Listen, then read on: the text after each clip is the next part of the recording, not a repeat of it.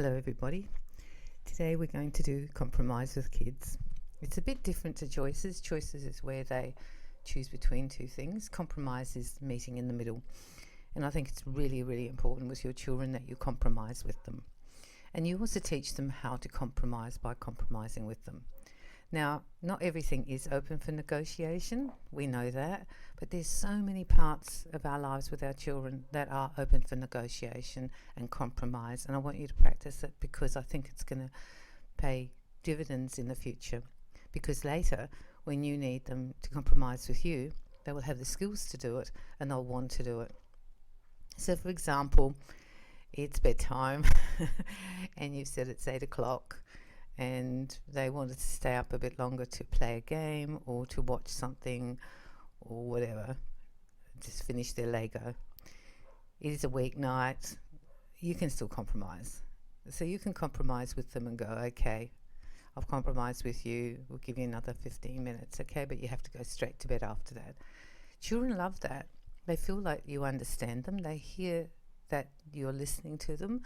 They hear that you love them when you do that.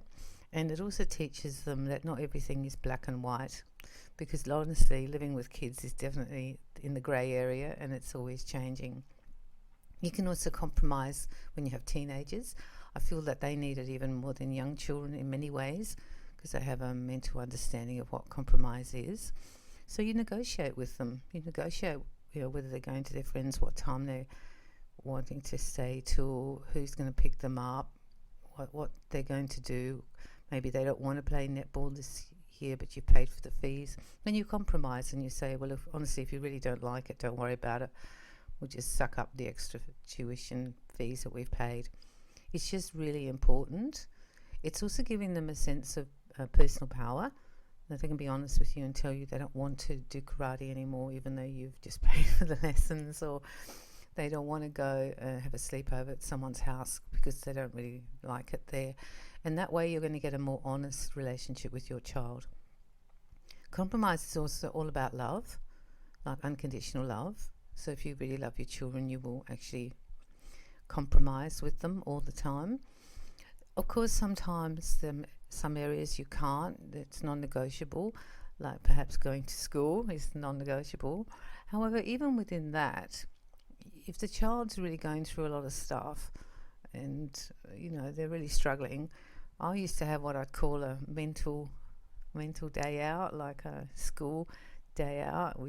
They'd stay home, they were emotional about something, weren't coping, or mentally they were struggling. We just have a day off, and it didn't make any difference in the big pictures. I said to them, you'll still get a job. It's just important that you understand that compromise isn't about you losing control. And that's why a lot of parents won't do it, because they think that they've made the rule and they've got to stick to the rule, and if they don't do it, it's losing control. However, it's teaching flexibility. And the thing is that you still, in a sense, if you want to maintain that kind of control, you do have it, because the compromise is then how you control that outcome or that situation. Practice compromising with your kids. Practice getting them to compromise back with you, because you want to teach them how to compromise, and that can go into the areas of how they deal with their siblings, about sharing, about using the space more equitably, about giving more to each other, about not fighting as much because mum's got a migraine. There's compromises in all different areas, and that's what you're trying to teach them, is to not just be all about themselves and be selfish, but to actually consider another person's point of view. Because when we compromise, what we're really doing is we're encompassing the other person's point of view and their feelings into the next decision that we're going to make. And that's what compromise is.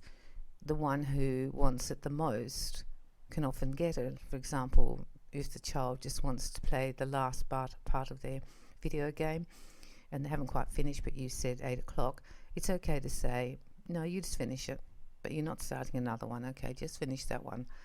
That's compromise, because what you're doing is you're understanding it's really important for that child to finish the video game, because maybe they were going to win Battle Royale or something in Fortnite like my grandson does.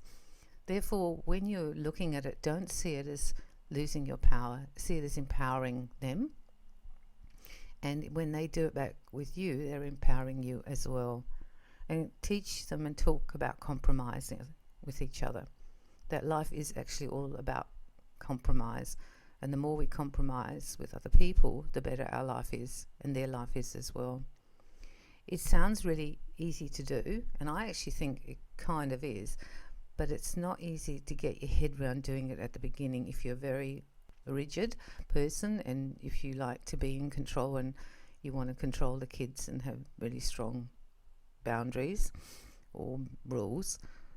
I don't see changing the rules as that the rules don't exist anymore. The rules are actually firmly in place. Bedtime's 8, or you need to eat your dinner at the table, or whatever the rule is you have in your house.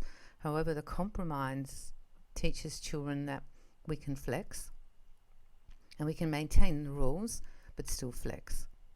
And that's what I think you're trying to teach them, to become flexible beings, people later on who can flex with other people. And if that you are doing this, you'll find that your kids are much better in relationships with other people because they will actually flex and compromise with other people. So when the kid wants the brown ball and you wanted the white ball, they'll just go, no, you have it this time, I'll have it next time. They will learn how to do this and actually avoid a lot of conflict, because that's what compromise does. It avoids conflict. And some of the conflict really just is not worth it. For those extra 10 minutes to finish the video game, in comparison to the big screaming, crying and upset that's going to occur, it's actually not worth it. It's a sort of a gift of peace that you're giving the house as well. And you can make the house a lot more peaceful. It's also around food. Some children get a bit fussy around food for a while. So just compromise. We'll just eat half. Here we are, just eat half the plate, or we'll just make you a sandwich if that's all you can eat tonight, or just drink some of the juice. The compromise often works because you're meeting in the middle, and the child will easily meet you there, and you don't take their power away. You give them like a power, you're empowering them, which I've spoken about before, which is so important to empower your children. The compromise can also be seen within the household. Therefore, make sure that you try to compromise a lot with your partner, compromise with the other children if they're there, and if you have stepchildren, always finding a compromise if you need to. There will be times, as I've said several times now, that you'll have to rail it in and it'll be a no for certain things because it just has to be. For example, if they have to go to school that day, they have to go if they're not sick and there's not really anything wrong.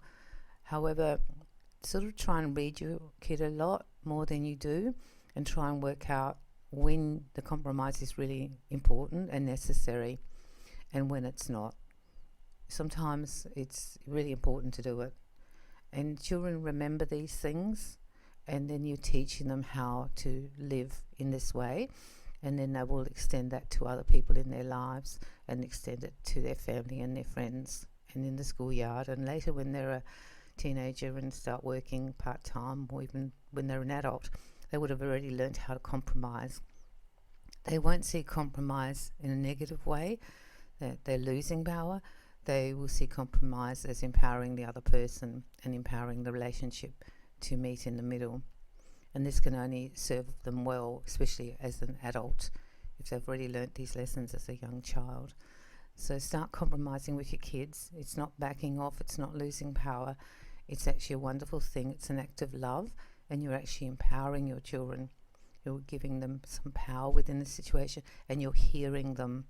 That's the most important thing, I think, with compromise, that we hear the other person's point of view and we encompass it into the new decision. It's sort of like a way of stepping forward in a relationship too, when you do this, particularly if you've been at loggerheads, particularly with teenagers. You'll find that compromise is the best way to mostly compromise. And I'm telling you, 99% of the time you can compromise and only pull it in maybe 1%. There'll be less fighting, there'll be less argument, there'll be less resent, and those lovely teenage temper tantrums, there'll be less of that because they're part of the process, you see. You're not being parent-child so much, you're being like equal partners, part of the process. And once you make people part of the process, then their whole demeanour is different, and the way they respond to the situation will be completely different because they're part of the process. So be loving to your kids this week, compromise with them, and teach them how to do it. And I'm sending you lots of love and lots of healing.